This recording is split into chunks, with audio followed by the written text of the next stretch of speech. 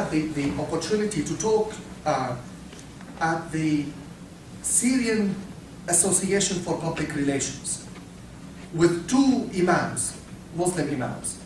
And I said in the seminar, I said, what is increasing in the Middle East is not religion.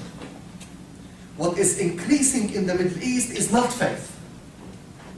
What is increasing in the Middle East is religiosity. Do you know the difference? What is increasing in the Middle East is the expressions of faith and religion, but not faith and religion. Like what? The veil.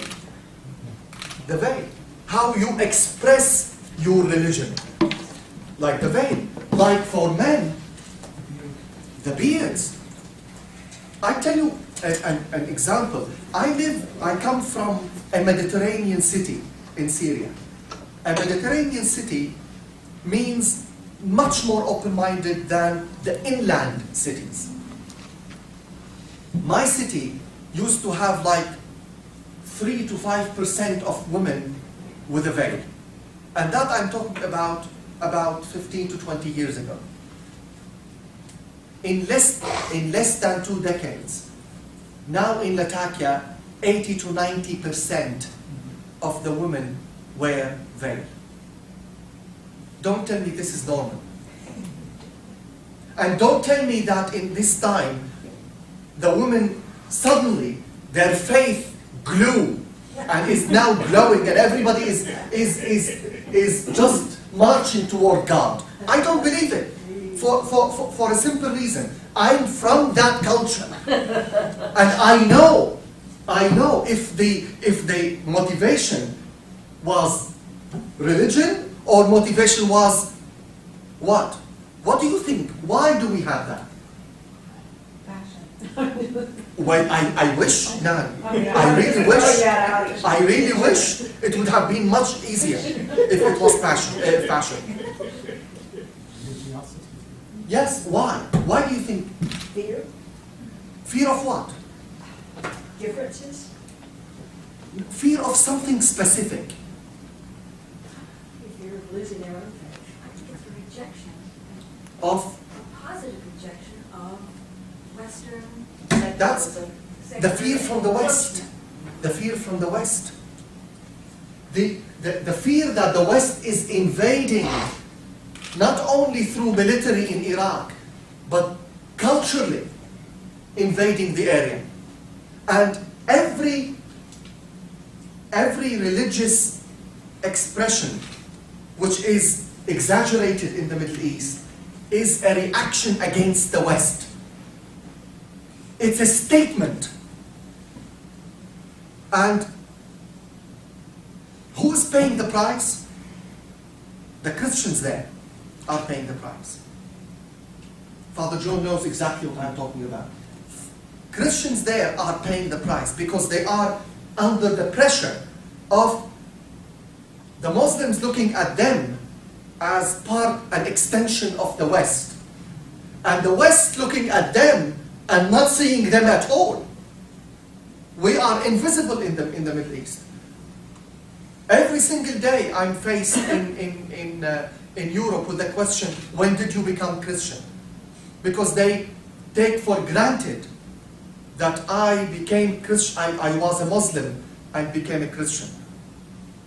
And also, when the media talks about Allah, they talk about God when they talk about West, and switch to Allah when they talk about Islam, as if God and Allah are completely different things. And I say, what about me, a Christian Arab in the Middle East? Do you think I say God in Arabic?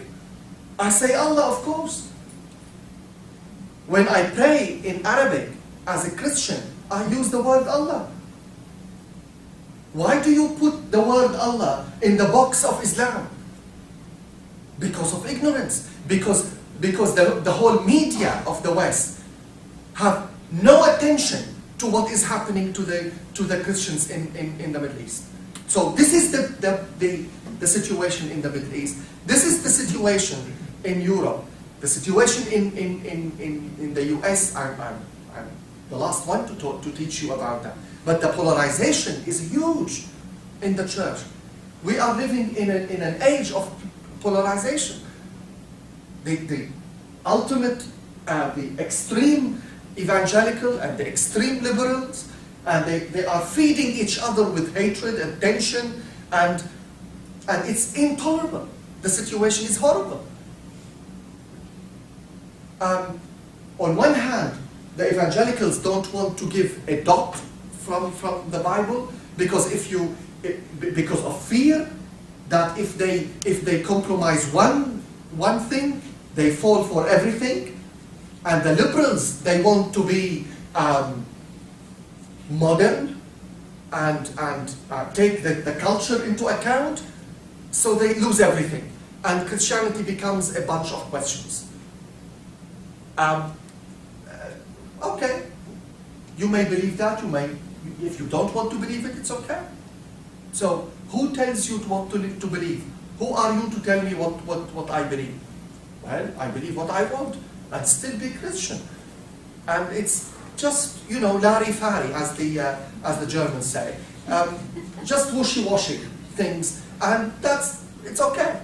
And that goes even to the more extreme, and those go to more extreme, and nobody is having the sense in the church to regain the middle ground. May I have your attention?